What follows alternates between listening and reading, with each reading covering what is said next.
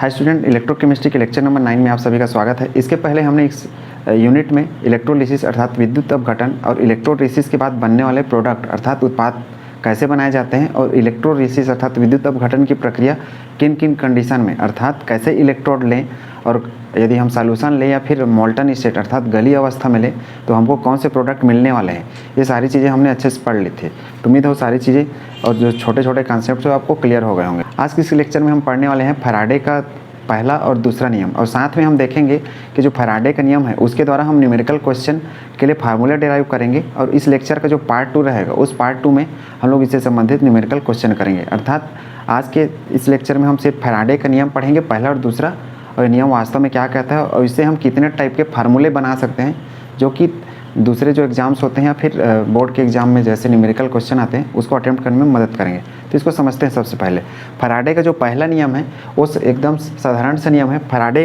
ये बोलता था कि इस टाइप से यदि कोई हमारा विद्युत अपघटनी सेल है अर्थात इलेक्ट्रोलिटिक सेल है जिसमें ये जो इलेक्ट्रोड होते हैं, इन इलेक्ट्रोडों पर जो ये विद्युत अपघटन अर्थात जो हमारा इलेक्ट्रोलाइट है, और इलेक्ट्रोलाइट का अर्थ हमने पिछले सेशन में पढ़ लिया था कि ऐसे सॉल्यूशन या फिर ऐसे गली अवस्था में पाए जाने वाले पदार्थ जिसको में हम यदि इलेक्ट्रिसिटी अर्थात विद्युत धारा प्रवाहित करें तो उसमें आयनों की वजह से जो विद्युत है वो फ्लो होने लगे, उसको हम बोलते थे विद्युत अपघटन, जिसमें एसिड बेस और साल्ट आते हैं अर्थात अम्ल क्षार और लवण आते हैं, जो कि हम पिछले सेशन में पढ़ चुके थे।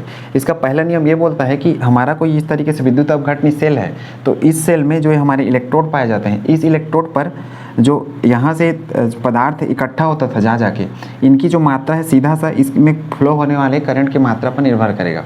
ठीक, तो इसको यदि हम रिलेशन देखें तो ये रिलेशन को हम लोग इस तरीके से लिख सकते हैं गणितीय फॉर्म में कि W समानुपाती अर्थात डायरेक्टली प्रोपोर्शनल Q। यहाँ W क्या है? यहाँ W है इनमें अर्थात जो इलेक्ट्रोड हैं इनमें प्राप्त होने वाले पदार्थ की मात्रा, चाहे ये इलेक्ट्रोड है जिसको हम क्या बोल रहे हैं कैथोड निगेटिव वाला, और ये वाला इलेक्ट्रोड है जिसको एनोड बोल रहे हैं पॉजिटिव वाला। अर्थात इन इलेक्ट्रोडों पर प्राप्त होने वाले पदार्थ की मात्रा यहाँ से जो फ्लो होने वाला करंट है उस पर निर्भर करेगा, अर्थात कितना करंट यहाँ से फ्लो करें कि कितना यहाँ हमको पदार्थ मिले, और एक दूसरे के समानुपाती है। मतलब जितना ज़्यादा हम करंट फ्लो करा देंगे उतना ही अधिक यहाँ क्या होगा, हमको अधिक मात्रा में पदार्थ मिलने लगेगा अर्थात कंपाउंड मिलने लगेगा। तो उम्मीद है चीज़ें आपने समझ ली होंगी। अब इसका स्टेटमेंट देखिए कि यदि किसी विद्युत अपघट्य विलयन या उसके पिघली अवस्था का अर्थ है कि मैं जैसे सोडियम क्लोराइड लूँ इसमें, तो सोडियम क्लोराइड को पानी के साथ घोल दूँ तो वो बन जाएगा विलयन। और पिघली अवस्था का है कि सोडियम क्लोराइड को मैं सीधा पिघला कर इसमें डाल दूँ तो अब भी उसमें क्या होगा, इलेक्ट्रोलिसिस की प्रक्रिया होगी जब हम यहाँ से करंट फ्लो करेंगे, जिसको हमने पिछले जो लास्ट लेक्चर था हमारा 8वां नंबर का उसमें हमने पढ़ा था, जिसको विद्युत अपघटन अर्थात इलेक्ट्रोलिसिस के उत्पाद या प्रोडक्ट के रूप में। ठीक, तो वही चीज़ है। अवस्था में विद्युत धारा प्रवाहित करें अर्थात इसमें पिघला कर रखें हम विद्युत अपघटन या इलेक्ट्रोलाइट को, या फिर सीधा पानी के फॉर्म में रखें, तब उसमें जो इलेक्ट्रोड पर प्राप्त होने वाला, प्राप्त अर्थात इसमें जमा होने वाला, या फिर मुक्त का अर्थ है कि हमारा जो प्रोडक्ट है या उत्पाद है वो क्या है, गैस के फॉर्म में भी मिलता था। जैसे हमने लास्ट लेक्चर में पढ़ा था कि ऑक्सीजन गैस, क्लोरीन गैस या हाइड्रोजन गैस के रूप में भी मिलता था, और जो पदार्थ है वो हमको ठोस के रूप में भी मिलता था, जैसे कॉपर हो गया, सिल्वर हो गया, इस तरीके से जो कि यहाँ पे इकट्ठे होते थे, डिपॉजिट होते थे। तो इसीलिए प्राप्त होने वाला जो पदार्थ है वो, या फिर मुक्त होने वाला, मुक्त शब्द गैस के लिए लिया गया, पदार्थ की मात्रा उसमें प्रवाहित होने वाले विद्युत धारा के समानुपाती, अर्थात यहाँ से जितना करंट फ्लो करेंगे यहाँ पे उतना ही पदार्थ हमको मिलेगा। सीधा से एक लाइन की स्टेटमेंट है। तो उम्मीद है चीज़ें आपने समझ ली होंगी। इसका अर्थ क्या है, यदि मैं इस प्रोपोर्शनल का निशान हटाऊँ तो यहाँ पे इसका अर्थ होता है Z और इसको बोलते हैं Q तो यहाँ पर प्रवाहित होने वाला विद्युत धारा की मात्रा है, और जो Z है इसको बोलते हैं विद्युत रासायनिक तुल्यांक। विद्युत रासायनिक तुल्यांक।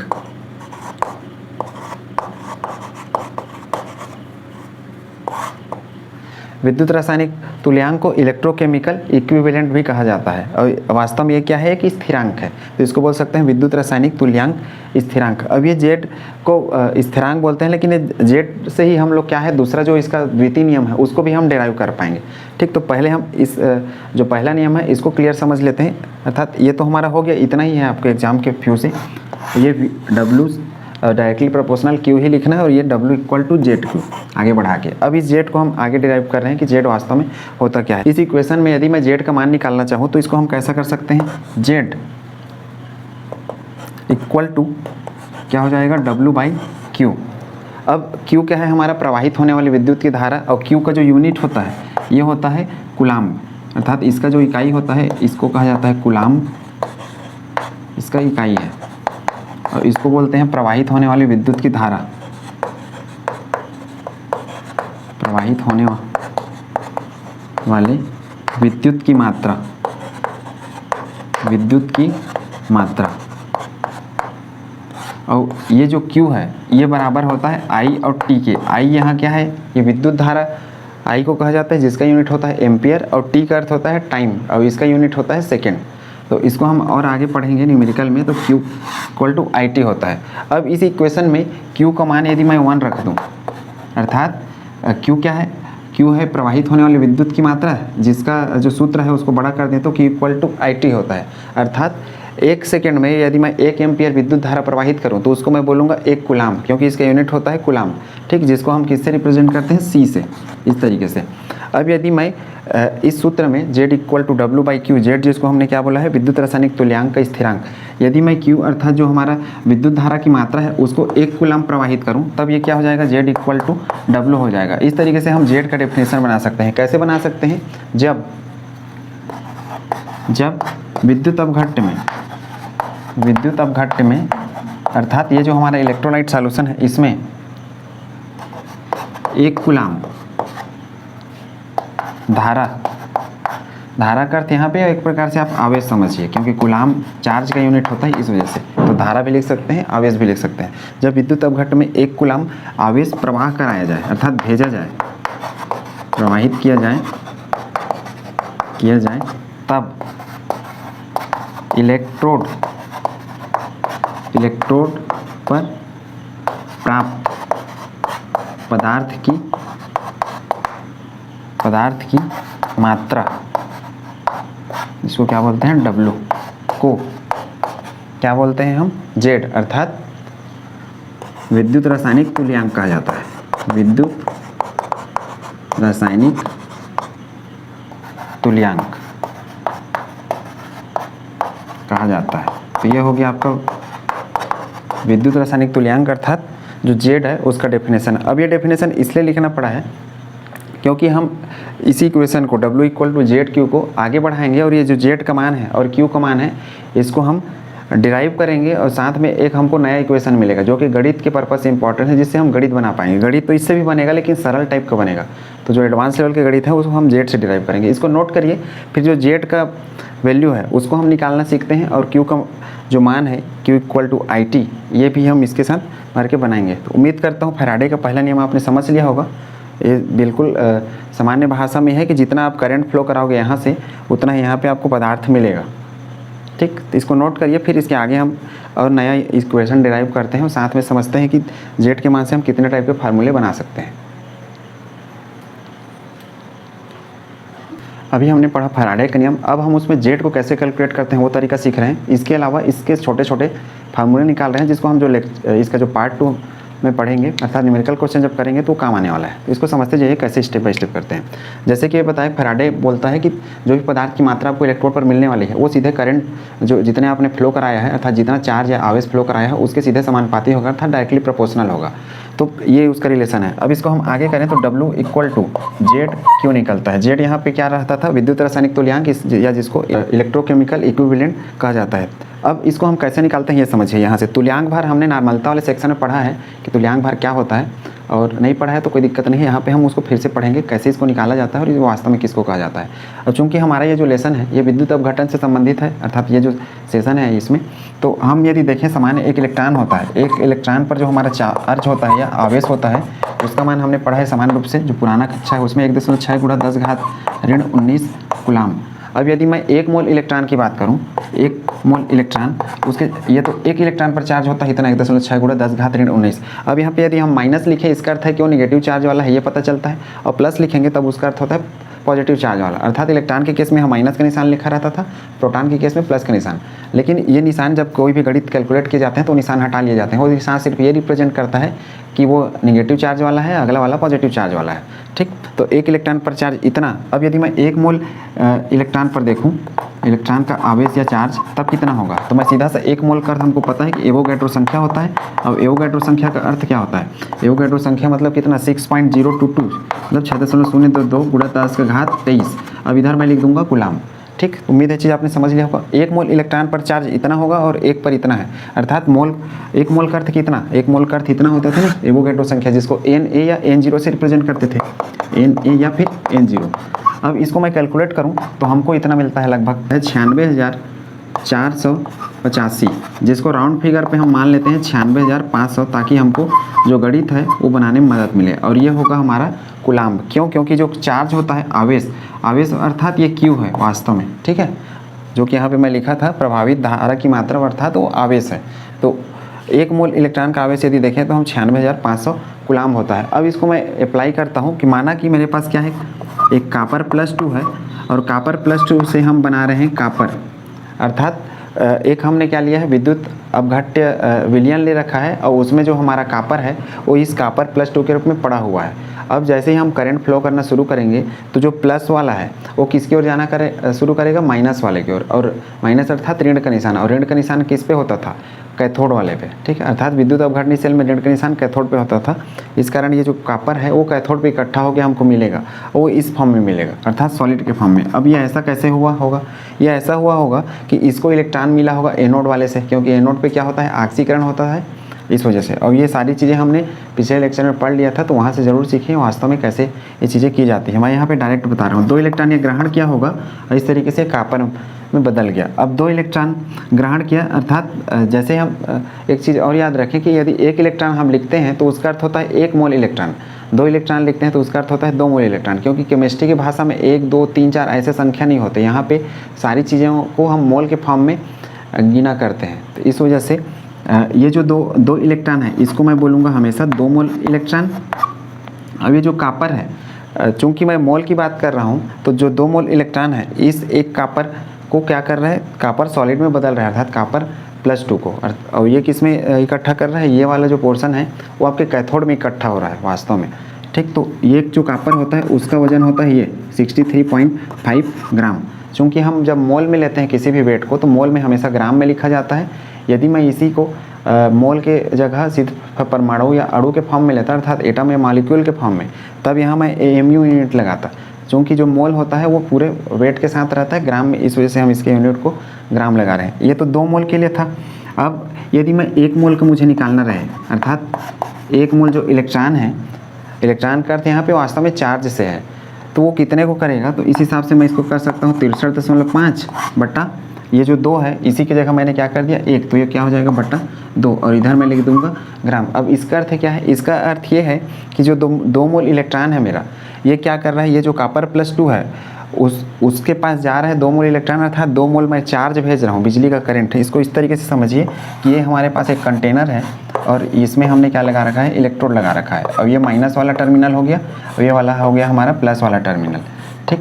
तो ये माइनस वाला टर्मिनल है, इसलिए क्या हुआ, ये जो कापर वाला है इसको हम समझ लेते हैं थोड़ा देर के लिए कापर सल्फेट। तो जो कापर सल्फेट का ये +2 वाला है ये क्या करेगा, इसमें जा जाके डिपॉजिट होगा, और डिपॉजिट होगा अर्थात इकट्ठा होगा। अब इकट्ठा कब होगा, जब ये चूँकि हमने बैटरी लगाया है, बैटरी से यहाँ इलेक्ट्रॉन चालू होगा, है ना। अब इलेक्ट्रॉन जब चालू होगा तो ये आकर्षित करेगा धन आयन को, तो वही इलेक्ट्रॉन है ये आकर्षित होगा, तो ये बन गया ठोस, अर्थात यहाँ जाके इकट्ठा हो गया, जमा हो गया, ठीक है। तो जमा हो गया तो जो 2 इलेक्ट्रॉन है एक कापर के अणु को जमा कर रहे हैं, और एक जो कापर का हमारा अणु रहता है अर्थात मॉलिक्यूल रहता है, अर्थात मैं क्या बोल सकता हूँ 1 मोल जो कापर है उसके लिए हम खपत कर रहे हैं 2 मोल का करंट, अर्थात 2 मोल का आवेश।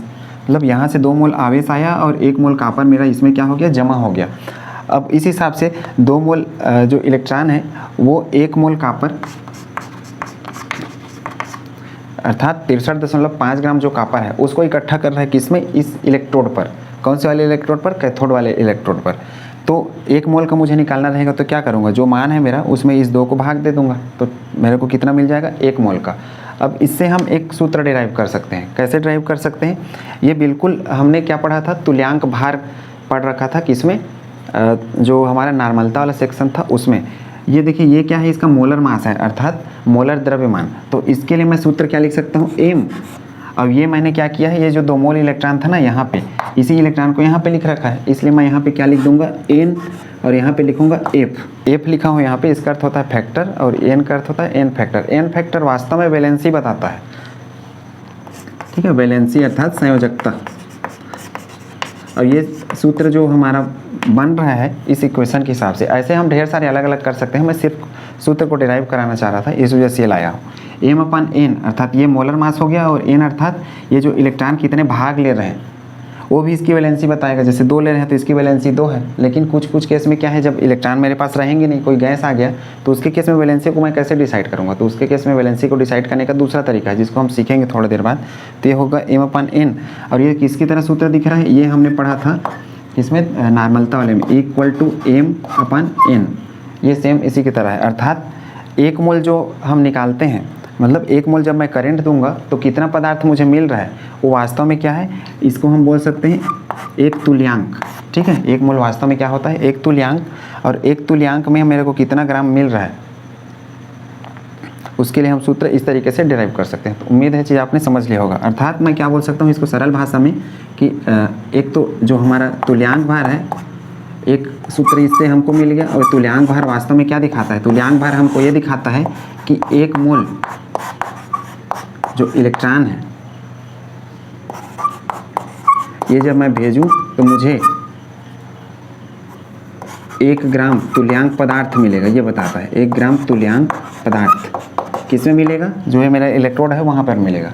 ठीक है, तो उम्मीद है चीज़ें आपने समझ ली होंगी इस रिलेशन के हिसाब से। ये क्योंकि 1 मोल का जो हमने ये सूत्र बना रखा है 63.5/2, तो उस हिसाब से 63.5 क्या है, ये तो मोलर मास है, और ये है n का मान। तो m/n यदि लिखूँ तो ये जो सूत्र है ये हमको बताता है E की जानकारी, अर्थात तुल्यांक भार की जानकारी है। तो इस हिसाब से मैं बोल सकता हूँ कि जो 1 मोल हमारा आवेश है वो हमेशा इकट्ठा कितना करेगा, 1 ग्राम तुल्यांक जो पदार्थ है उसको इकट्ठा करेगा, चाहे वो किसी भी ठोस का रहे। ठीक, तो ये इस तरीके से हमको एक रिलेशन मिलेगा। हमको मुख्य रूप से फोकस इस रिलेशन पे करना है, = m/nf। m यहाँ है मोलर मास, और nf क्या है, यहाँ पे n फैक्टर है जिसको हम कैलकुलेट करना सीखते हैं। अब इसी तरीके से ये तो हमारा था 1 मोल के लिए। अब इसको यदि मैं और आगे बढ़ाऊँ इसी इक्वेशन को, तो यहाँ साइड पे कैसे बढ़ा सकते हैं, 1 मोल तो आया मेरे पास 63.5/2, जिसको हमने क्या लिखा, ये मोलर मास था और नीचे मेरा क्या था, n फैक्टर था। ठीक, अब 1 मोल का अर्थ कितना है, देखिए 1 मोल इलेक्ट्रॉन का अर्थ है 96,500 कूलाम, और ये जो 96,500 कूलाम होता है इसको हम बोलते हैं 1 फैराडे। तो ये याद रखना। ठीक है, फैराडे एक यूनिट होता है, फैराडे का, और कूलाम भी एक यूनिट है चार्ज का। तो कूलाम के फॉर्म में इतना होगा पूरा, और फैराडे के फॉर्म में इतना होगा, अर्थात 1 फैराडे का अर्थ कितना होगा, 96,500 कूलाम। तो इस मान को आपको याद रखना है, जो आवेश है उसका ये यूनिट होता है। ठीक, तो 1 मोल जो हमारा इलेक्ट्रॉन है इसका अर्थ मैं क्या लिख सकता हूँ, 96,500 कूलाम, ऐसा लिख सकते हैं। अब इस हिसाब से यदि देखें तो देखो 63.5/2 ये लिख सकता हूँ। अब इस सूत्र से, चूँकि यहाँ पे मेरा कूलाम लिख रखा हूँ, यदि मुझे 1 कूलाम अर्थात 1 कूलाम आवेश पर कितने पदार्थ यहाँ इकट्ठा होने वाले हैं ये यदि पता करना रहे, ये तो हमारा था सिंपल सा, किसमें 1 मोल इलेक्ट्रॉन आवेश में भेजूंगा तो यहाँ पे जो पदार्थ मेरे को मिलने वाला है वो 1 ग्राम तुल्यांक मिलेगा, जो इसके लिए हम सूत्र ये बना रहे हैं, m/nf, जो कि हमने इस कैलकुलेशन के द्वारा डिराइव किया है। इसी तरीके से यदि इसी को मैं और आगे बढ़ाऊँ, ये वाले लाइन को 1 मोल की जगह, चूँकि 1 मोल का अर्थ उतना होता है 96,500 कूलाम, उस मान को रखूँ, और तब यहाँ से मैं क्या निकाल सकता हूँ, 1 कूलाम इलेक्ट्रॉन का आवेश, अर्थात 1 कूलाम मैं इलेक्ट्रॉन भेजूँ इस बैटरी के द्वारा यहाँ पर, तो मेरे को यहाँ पे कितना कापर मिलने वाला है। अब कापर की जगह हम दूसरा चीज़ भी ले सकते हैं, मैं एक सिर्फ कापर का उदाहरण लेके बता रहा हूँ कि हम 1 कूलाम जब चार्ज भेजेंगे, चूँकि कापर का एक मेरा केस है, तो क्या मिल जाएगा मेरे को 63.5, और क्या हो जाएगा ये 2, और इधर क्या करेंगे हम लोग, ये वाले को इधर नीचे ले आओ, 96,500।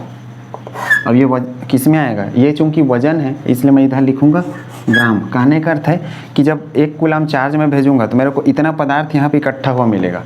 ठीक है, तो ये जो इतना पदार्थ इकट्ठा हुआ मिल रहा है ना, इसको हम बोल रहे हैं जेड अर्थात इलेक्ट्रोकेमिकल इक्विवेलेंट, जिसको हम क्या बोल रहे हैं, विद्युत रासायनिक तुल्यांक।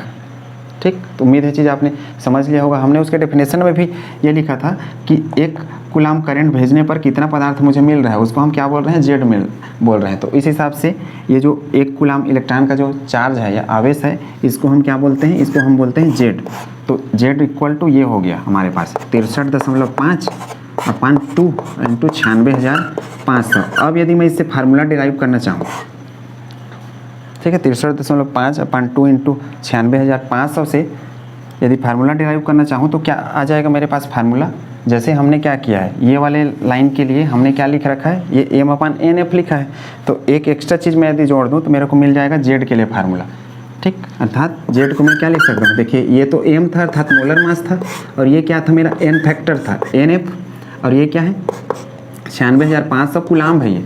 और 96,500 कूलाम का अर्थ क्या होता है वास्तव में, 1 फैराडे। तो मैं यहाँ पे लिख सकता हूँ एफ अर्थात एन एफ।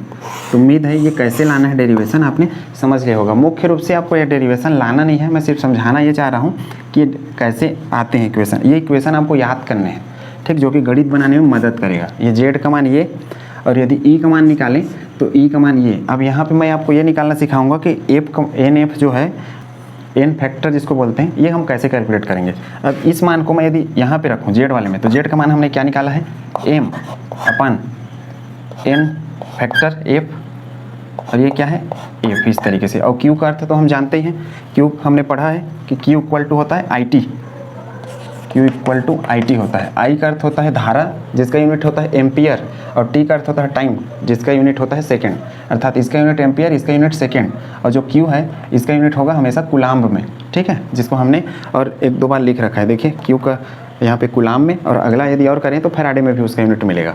ठीक, तो ये हम इस तरीके से लिखेंगे Q equal to I T. तो इस तरीके से मेरे पास फार्मूला आ गया एक नया। तो उम्मीद है चीज़ें आपने समझ ली होंगी। यहाँ पे हमने क्या लिखा है, W equal to M upon N F into capital F. ये फैराडे वाला है 96,500 कूलाम जिसका अर्थ होता है, और ये आई टी। ठीक, तो इस फार्मूला को याद रखना है, इससे गणित बनने वाला है जो हम सेकंड लेक्चर पढ़ेंगे ना वो। और इसी फार्मूला से हमारा क्या बन पाएगा, इसी फार्मूला से हम बना पाएंगे कूलाम का सेकंड नियम। ठीक, सेकंड नियम कैसे बना पाएंगे, देखो यदि मैं इस वाले पूरे पार्ट को, ये एम अपान एन, उसको लूँ तो क्या है वो ई है ना। तो इस तरीके से जो मेरा फार्मूला है क्या बन जाएगा, W equal to E upon F I T. Coulomb ये बोलता है, पहले नियम में तो सीधा सा एक हमारा कोई भी विद्युत अपघटनी सेल है, उसमें बोलता है जितना करंट फ्लो करेंगे उतना पदार्थ हमको मिलेगा। दूसरा नियम ये बोलता है कूलाम कि हम ऐसी 2 से 3 अलग अलग सेल को श्रेणी क्रम में जोड़ दें, अर्थात सीरीज में जोड़ दें, ठीक है, और एक ही सेल से जुड़े रहें, अर्थात एक ही सेल से करंट फ्लो होता रहे। तब जो हमको इनमें अर्थात प्रत्येक सेल के जो इलेक्ट्रोड रहेंगे उनमें जो पदार्थ मिलने वाला है, अर्थात पदार्थ की जो मात्रा रहेगी वो उसके तुल्यांक भार अर्थात जो ई है उसके समानुपाती रहेगी। तो उम्मीद है इस रिलेशन से आप समझ पा रहे होंगे, ये W और ये ई, तो इसी से हम जनरेट करेंगे इसका सेकेंड लॉ। तो उम्मीद करता हूँ यहाँ तक आपको समझ में आ गया होगा। ठीक, तो ये हमारा एक इक्वेशन हो गया, ये आपका काम का है जो यहाँ पे कर रखा हूँ। अब इससे मैं दूसरा इक्वेशन ड्राइव कर रहा हूँ। देखो W के नीचे यदि मैं इस M को ले आऊँ, ठीक, W के नीचे M को ले आऊँ तो किसकी तरह दिख रहा है, ये दिख रहा है मोल की तरह। ठीक है, हमने पढ़ा था क्लास 11th में W/M, मात्रा पान मोलर मास, इसको बोलते हैं मोल। अब इस हिसाब से जो मेरा ये सूत्र है ये कैसे दिखने लगेगा, ये दिखने लगेगा IT अपान NF, और ये हो जाएगा F।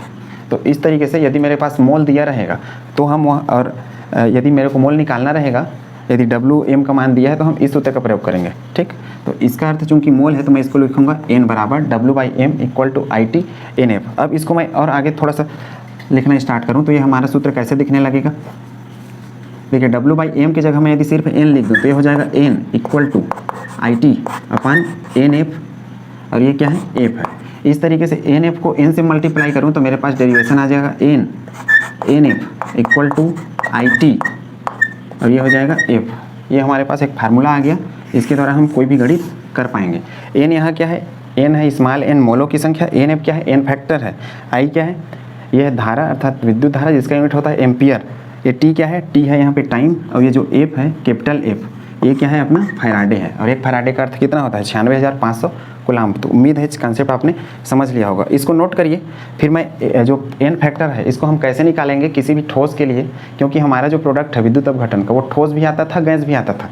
ठीक, तो दोनों के लिए हम N फैक्टर कैसे कैलकुलेट करेंगे और साथ में इसका सेकेंड लॉ भी देखेंगे। और इस फार्मूला को आगे मैं यदि हमारे पास आयतन बोल देता है कि कोई भी गैस है, क्योंकि गैस भी मिलने वाला है हमको इसमें प्रोडक्ट में, क्योंकि किसी में ठोस मिलता है किसी में गैस, दो अपने पास इलेक्ट्रोड है ना। तो गैस के केस में हम कैसे निकालेंगे आयतन, क्योंकि ठोस के केस में तो हमको वजन निकालना है इस रिलेशन के हिसाब से, लेकिन गैस के केस में हमको इसी फार्मूला का उपयोग करके आयतन भी निकालना रहेगा। ठीक, जल्दी से नोट करिए। हमने अभी तक क्या लिखा है, W/m equal to IT/NF, IT/NF। ठीक, अब इसको हम मोल मानते हैं n, क्योंकि W/m का अर्थ मोल होता है, और ये IT और ये n फैक्टर के साथ है, ये वाला NF, ये भी NF है, और बगल वाला कैपिटल F।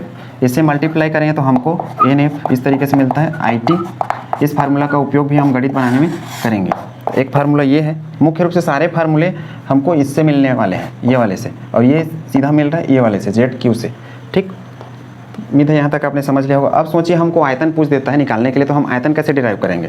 तो हम जानते हैं कि मोल यदि आयतन के लिए निकालें तो ये होता है V/22.4 लीटर। तो इस तरीके से तो जो n का मान रहेगा इस फार्मूला में मैं क्या लिखूँगा, V/22.4, इधर लीटर लिखना है मेरे को, और क्या करूँगा IT/NF, और ये कैपिटल F। ठीक है, तो इस तरीके से हम आयतन निकाल पाएंगे किसी का। और ये आयतन कब निकाल पाएंगे, जब हमको कंडीशन दिया रहेगा STP पर। तो ये हम सूत्र का तब प्रयोग करेंगे जब STP पर या फिर NTP पर दिया रहेगा। तो STP का अर्थ होता है स्टैंडर्ड टेम्परेचर प्रेशर। इसमें जो कंसंट्रेशन रहेगा, सांद्रता 1 मोल रहेगा, टेम्परेचर 298 केल्विन जिसको 25 डिग्री बोलते हैं, और जो प्रेशर होता है वो अपना 1 बार होता है, या जिसको 1 ATM अर्थात एटमॉस्फेरिक प्रेशर कहा जाता है। ठीक, तो ये तीनों कंडीशन होते हैं, ये क्लास 11th में भी आप पढ़ चुके हैं। और यही चीज़ आप मानक हाइड्रोजन इलेक्ट्रोड अर्थात स्टैंडर्ड हाइड्रोजन इलेक्ट्रोड में भी पढ़ चुके हैं, जिसको SHE कहा जाता है। ठीक, तो वही कंडीशन पर यदि दिया रहता है कोई भी गैस के लिए, तो हम आयतन इस फार्मूले से उपयोग करेंगे, क्योंकि ये जो मोल है, मोल का अर्थ ये भी होता है, और मोल के हमने ढेर सारे अर्थ पढ़े हैं, ये भी है मोल W/m। तो इसी की जगह हमने ये रिप्लेस कर रखा है। और यदि कभी नंबर भी पूछ देता है तो नंबर के लिए हमारे पास सूत्र ये रहता है मोल का, अर्थात ढेर सारे बनते हैं। तो जो पॉसिबल क्वेश्चन रहेंगे वो हम नेक्स्ट लेक्चर में करने वाले हैं कि कैसे इसके गणित वाले क्वेश्चन पूछे जाते हैं। ठीक, तो इस आधार पर आप क्वेश्चन करेंगे। तो ये है आपके वॉल्यूम यदि पूछ देता है आयतन किसी गैस का, क्योंकि हमारे पास मैं पहले ही बताया कि जैसे कॉपर सल्फेट है और इसमें हमने पानी भी घोल रखा है, तो हमको गैस भी मिलने वाला है, OH मतलब ऑक्सीजन गैस भी मिलने वाला है। ऑक्सीजन गैस हमको यहाँ प्लस वाले में मिलेगा, प्लस मतलब एनोड पर, और माइनस वाले पे यहाँ पे हमको क्या मिल रहा है, कॉपर सॉलिड। तो कॉपर सॉलिड है वो तो ठोस है, और ठोस के लिए हम इस तरीके से निकाल पा रहे हैं, अर्थात W का मान, क्योंकि ठोस इकट्ठा होगा और उसका वजन रहेगा, लेकिन गैस रहेगा तो गैस का कैसे निकालेंगे, तो गैस का हम यहाँ पे आयतन निकालेंगे। ठीक, तो गैस के लिए हम ये फार्मूला उपयोग करेंगे। तो क्वेश्चन जब कराऊंगा तो आपको ये सारी चीज़ें समझ में आ जाएंगी। फिलहाल यहाँ से हम ये सारी चीज़ें डिराइव कर रहे हैं, ये इक्वेशन को याद रखें। अब यहाँ पे आपको निकालना सिखा रहा हूँ मैं n फैक्टर कैसे निकालेंगे। ठीक, उसके पहले ये चीज़ समझ लीजिए, अभी तक हमने क्या पढ़ा है कि 1 मोल जो इलेक्ट्रॉन का चार्ज होता है, ये यदि हम फ्लो करा दें तब हम उसके लिए लिख रहे थे m/n। m/n का अर्थ है कि 1 मोल इलेक्ट्रॉन फ्लो करने पर आपको 1 ग्राम तुल्यांक पदार्थ मिलने वाला है। ये ग्राम में आता था इसका डाटा। ठीक, इक्वल टू m/n। और यहीं पे यदि मैं 1 कूलाम्ब इलेक्ट्रॉन का आवेश या चार्ज फ्लो कराऊं तब हमको क्या मिलता था, m/n इंटू f। ये n है n फैक्टर, ये भी n है n फैक्टर। ठीक, तो f यहाँ क्या है, फैराडे, ये वाला जो कैपिटल F है वो, तो इसको हमने यहाँ भी डिराइव किया है। तो ये याद रखें, 1 कूलाम्ब आवेश प्रवाह करने पर जो आपको वजन मिलता था उसको हम Z बोलते हैं, वास्तव में वही है 1 कूलाम्ब आवेश वाला। और 1 मोल जब आवेश फ्लो करें तब आपको वजन जो मिलता है उसको हम बोलते हैं 1 ग्राम तुल्यांक। ठीक, अब इसके लिए हम ये समझ रहे हैं कि NF कैसे ज्ञात करें।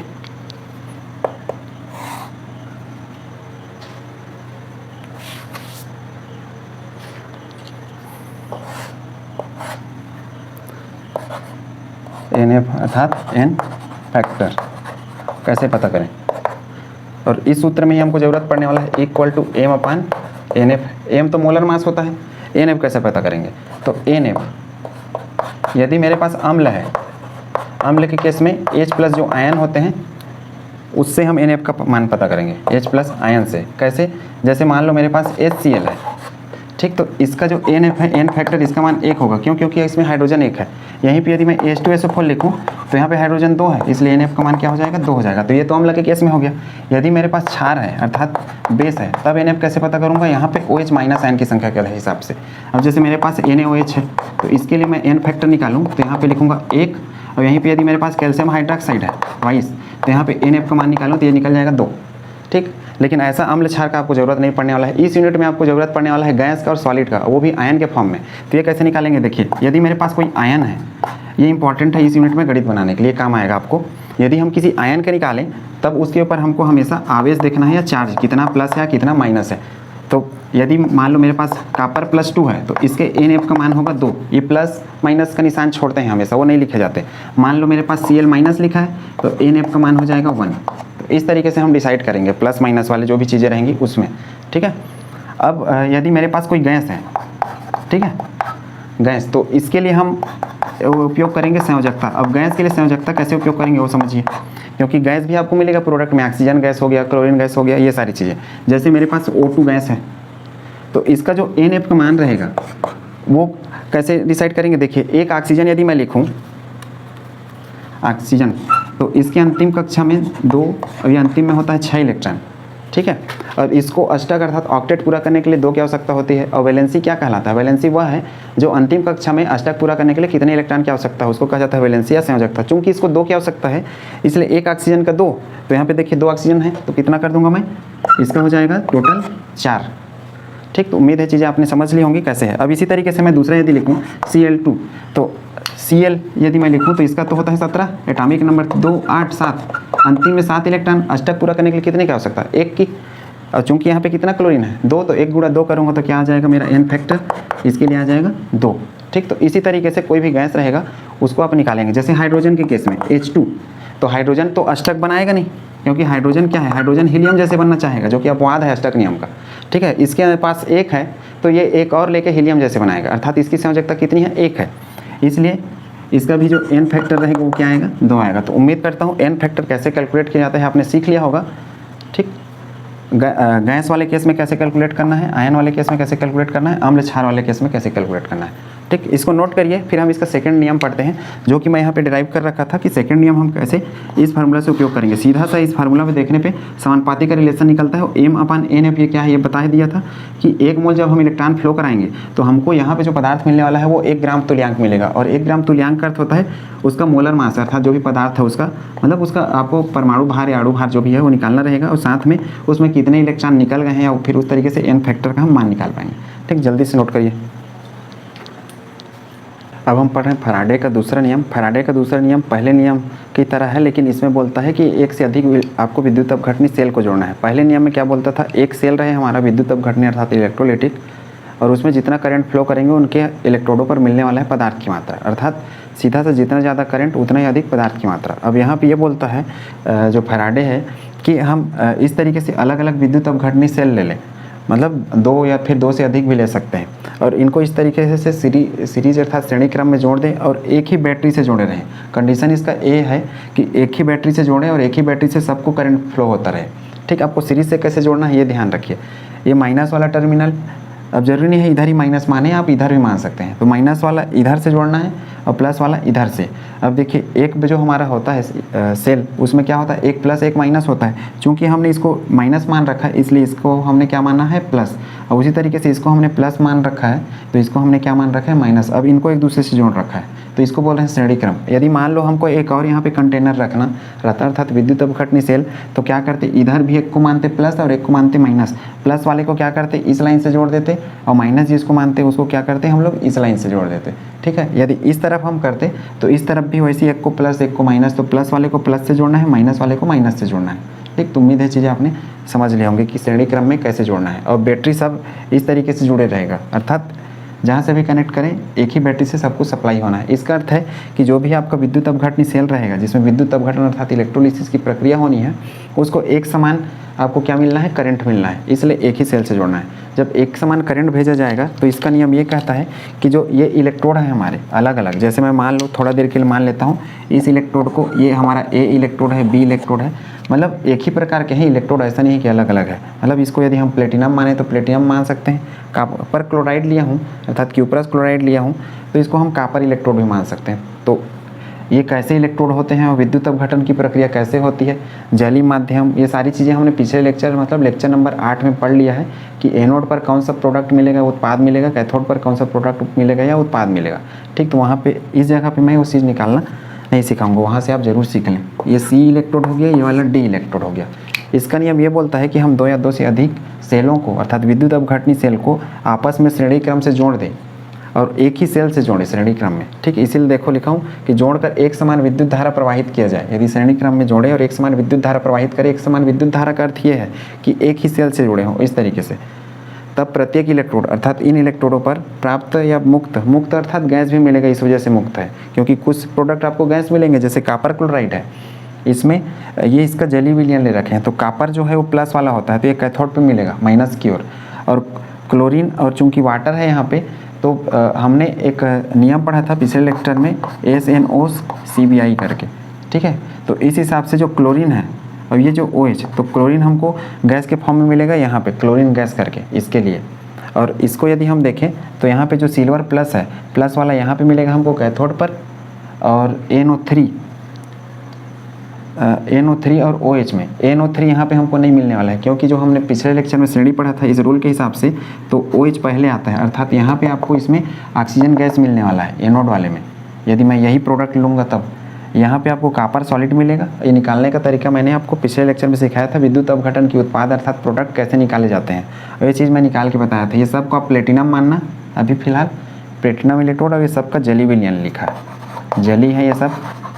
तो जो कॉपर है ये आपको यहाँ मिलेगा सॉलिड के फॉर्म में, कॉपर मिलेगा कैथोड पर सॉलिड, और इसमें मिलेगा Cl2 गैस एनोड पर, ये आपका प्रोडक्ट मिलेगा। इसी तरीके से यहाँ पे कैथोड पर यदि मैं देखूँ तो सिल्वर मिलेगा मेरे को, सिल्वर, और एनोड पर मिलेगा मेरे को ऑक्सीजन गैस। अभी कैसे निकलता है ये आप पिछले लेक्चर को देख के सीखेंगे। यहाँ पे NO3 क्यों नहीं आया, सिर्फ ऑक्सीजन गैस क्यों आया, क्योंकि इस क्रम में यदि हम देखें SNO-CBI करके पढ़े थे, उसमें नाइट्रेट पीछे रहता है और OH आगे आता है, इस वजह से ऑक्सीजन गैस यहाँ मिलेगा प्रोडक्ट के रूप में अर्थात उत्पाद के रूप में। इसका रूल ये बोलता है कि सबको इस तरीके से यदि श्रेणी क्रम में जोड़े तो इनमें जो पदार्थ मिलने वाला है वो सीधे निर्भर करेंगे उनके तुल्यांकी भार के। उनके तुल्यांकी भार अर्थात प्रत्येक जो पदार्थ मिलने वाला है ना, जैसे कॉपर कैथोड मिलेगा तो कॉपर का जो मात्रा है इस कॉपर के तुल्यांकी भार के समानुपाती रहेगा। क्लोराइड जो एनोड में मिलेगा मुझे, क्लोराइड की जो मात्रा है अर्थात कितनी मिलने वाली है वो इस क्लोराइड के किसके तुल्यांकी भार के समानुपाती मिलेगा, ये है इसका। ठीक है, तो तुल्यांकी भार तो हम सीख चुके हैं, E = M/N फैक्टर, और N फैक्टर निकालना मैंने थोड़ा देर पहले ही बताया है कैसे निकालेंगे हम लोग। जैसे क्लोरीन का है N फैक्टर, इसका 2 हो जाएगा। कॉपर का यदि निकालना रहेगा मुझे तो कॉपर का क्या हो जाएगा, इसका 2 हो जाएगा क्योंकि चार्ज के रूप में टूटे गए। ठीक है, तो इस तरीके से तो उम्मीद है चीज़ें आपने समझ ली होंगी। अर्थात इसको मैं यदि गणित के भाषा में लिखूँ तो ये ऐसा लिख सकता हूँ कि इन इलेक्ट्रोडों पर अर्थात प्रत्येक इलेक्ट्रोड पर प्राप्त होने वाले पदार्थ की मात्रा प्रत्येक इलेक्ट्रोड में जो पदार्थ प्राप्त हो रहा है उसी के तुल्यांकी भार के समानुपाती होगा। अब इस रिलेशन से देखूं, जैसे ABCD मैंने इलेक्ट्रोड को मान रखा है 4 अलग अलग, तो जो WA है, ठीक है, WA इसमें जो हमको प्रोडक्ट मिलेगा ये WB, WC और WD, और इधर ये हमेशा बराबर रहेंगे। WA का हो जाएगा EA, अगले वाले का EB, EC और ED। अब इसका अर्थ है क्या है, इसका अर्थ है कि जो WA है ये हमेशा इसका जो प्रोडक्ट है इसी का जो तुल्यांक भार रहेगा ना इसके समानुपाती है, ये है इसका अर्थ। ठीक, और इसी तरीके से और हम लिखें तो जो WB है ये भी EB के ये समानुपाती है, बराबर है लिख सकते हो। यदि हम इस समानुपाती को इसमें से हटाएंगे तो ये हो जाएगा W/E और ये हो जाएगा स्थिरांक। स्थिरांक के लिए यहाँ हम K लिख सकते हैं और नहीं लिखेंगे तो भी चलेगा। ठीक है, क्योंकि K साम्यावस्था स्थिरांक माना जाता है जनरली, इस वजह से सिर्फ स्थिरांक शब्द लिख के K को नहीं लिखेंगे तो ज़्यादा बेटर है। अर्थात इनको हम अनुपात के रूप में भी लिख सकते हैं, WA/EA = K ऐसा करके।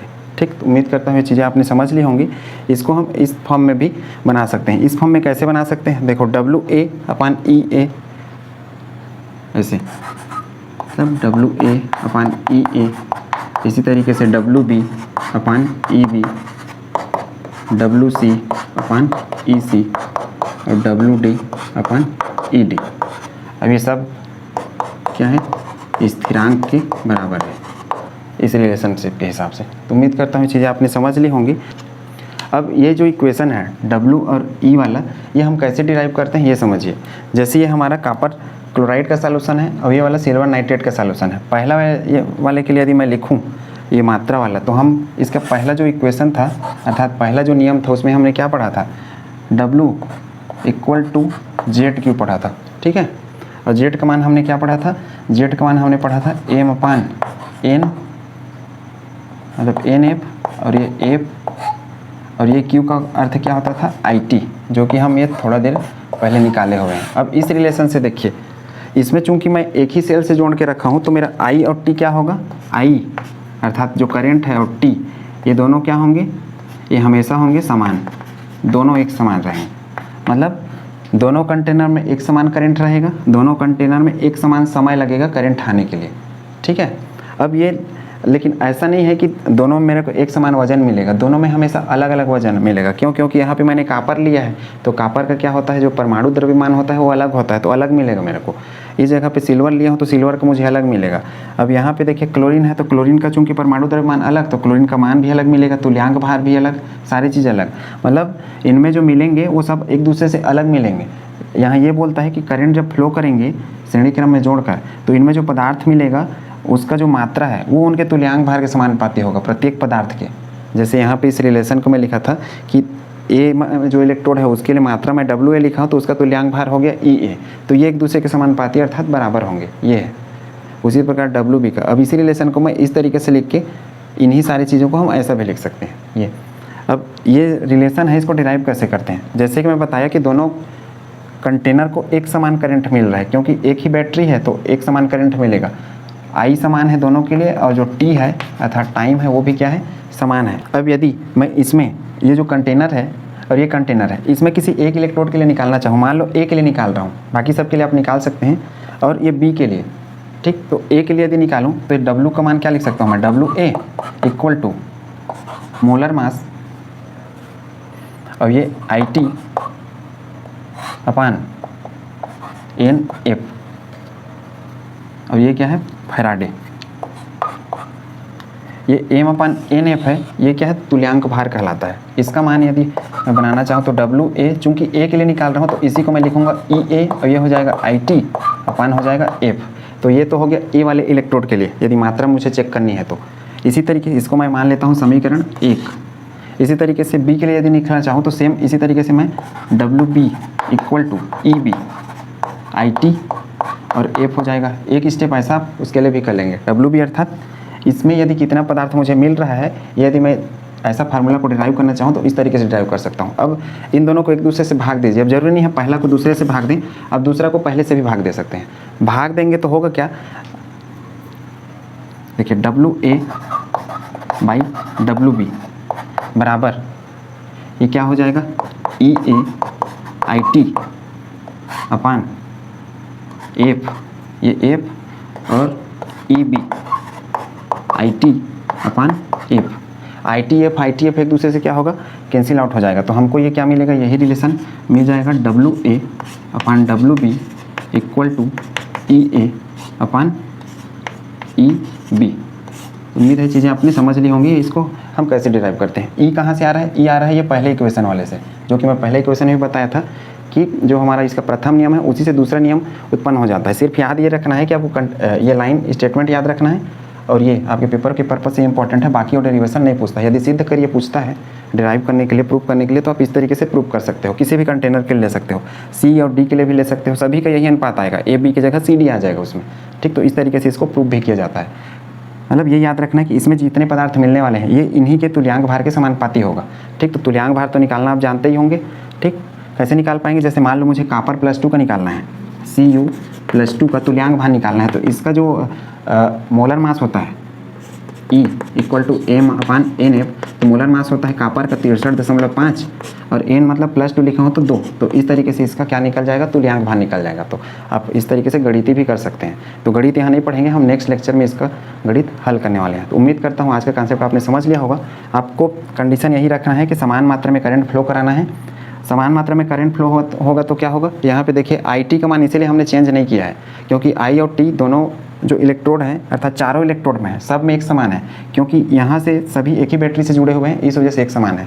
और फैराडे का अर्थ तो वही होता है 96,500 कूलाम, इस वजह से उसको हमने कुछ नहीं किया है। तो उम्मीद करता हूँ चीज़ें आपने समझ ली होंगी। एक चीज़ और याद रखें कि इस इलेक्ट्रोड में जो पदार्थ मिलेगा वो कभी भी इसके बराबर नहीं होगा। इसका कारण ये है, अर्थात WA/WB के बराबर नहीं होगा। इसका कारण ये है क्योंकि हम दो अलग अलग जो हमारा कंपाउंड है, इसमें कुछ और आ रहा है, इसमें कुछ और आ रहा है, और सभी का क्या है, जो एटॉमिक मास है वो सबका अलग है। कॉपर का अलग होता है, क्लोरीन का अलग होता है, इसलिए इनमें जो पदार्थ मिलेंगे वो भी अलग मिलेंगे। भले ही करंट आपको सप्लाई हो रहा है समान मात्रा में, लेकिन इसमें पदार्थ अलग मिलेंगे। कारण ये भी है पदार्थ अलग मिलने का, एक तो मोलर मास है, दूसरा क्या है, इसका जो n फैक्टर का मान है, अर्थात इनकी संयोजकता, जो भी पदार्थ है इनकी संयोजकता सबकी अलग है, इस वजह से पदार्थ आपको अलग अलग मिलेंगे। इसीलिए इस नियम में बोला गया है कि जो पदार्थ मिलेगा वो उसके तुल्यांकी भार के समानुपाती होगा। ठीक है, अर्थात जितना पदार्थ मिलेगा वो जो भी तुल्यांक भार रहेगा उसके बराबर मिलने वाला है प्रत्येक का। तो ये जो चारों हैं ABCD वो कभी एक दूसरे के बराबर नहीं होंगे जब तक हम एक ही समान कंपाउंड ना लें। एक ही समान कंपाउंड कर समझ रहे हैं, यहाँ पे कॉपर क्लोराइड ले रहा हूँ तो यहाँ भी कॉपर क्लोराइड लूँगा, तभी सारे मान एक बराबर आएंगे। अर्थात A के मान, अर्थात निगेटिव वाले मान निगेटिव के समान आएंगे, A और C के मान, और B और D के मान एक समान आएंगे। जब कॉपर क्लोराइड अर्थात क्यूप्रक्स क्लोराइड की तरह यहाँ भी लो या फिर सिल्वर नाइट्रेट दोनों में लो, तो प्लस वाले में प्लस जैसे एक जैसे मिलेगा, माइनस में माइनस जैसे। और जब भी अलग अलग होगा इस तरीके से, तो कभी भी चारों के मान एक समान नहीं होंगे। चारों क्या, किसी के भी मान एक समान नहीं होंगे, सबके मान अलग अलग आने वाले हैं। तो उम्मीद करता हूँ आज का कॉन्सेप्ट आपने समझ लिया होगा। नेक्स्ट टॉपिक में हम बात करने वाले हैं इससे संबंधित जो आंकिक प्रश्न है पहला और दूसरा नियम से, और जो बोर्ड परीक्षा और नीट JEE की परीक्षा में पूछे जाते हैं ऐसे क्वेश्चन हम करेंगे। Thank you.